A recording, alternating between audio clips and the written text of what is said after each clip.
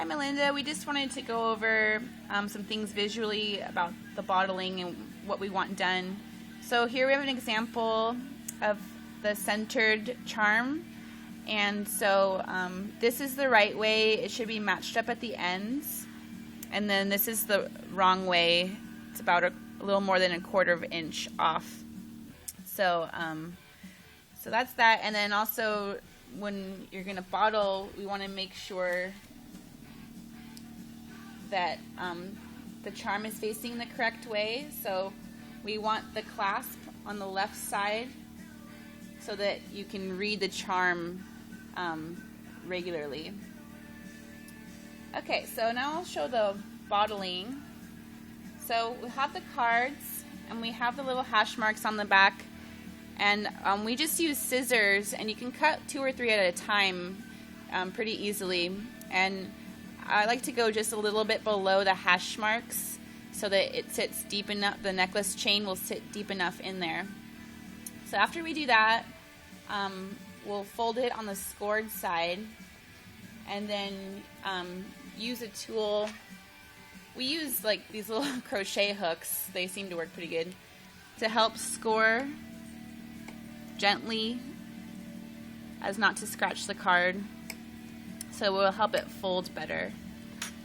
And then this is an optional part, but I also like to put it around the bottle so it gets kind of a curve to it, so it's easier to put in without bending it later.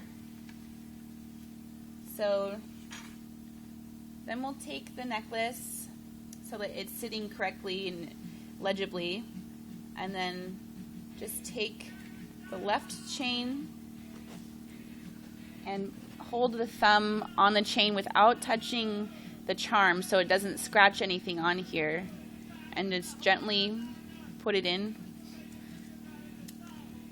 Oops. And then do the other side so that it's sitting evenly in there, like that. So you're really not touching the metal to the card as much as possible, because that's what seems to scratch it. And then we'll take our larger size plastic baggie and put the end of the chain in there,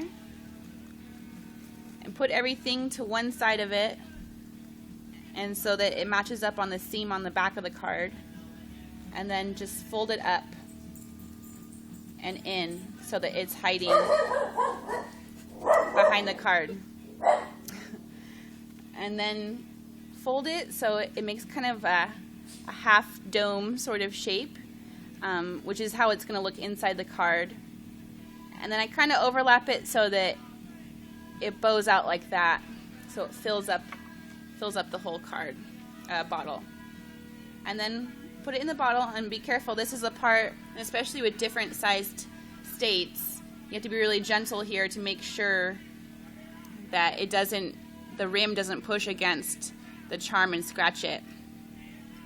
So when you put it in, it should be looking clean like that. And then you can use a file really carefully, or a crochet hook, or anything small that will fit in here, really soft and gently.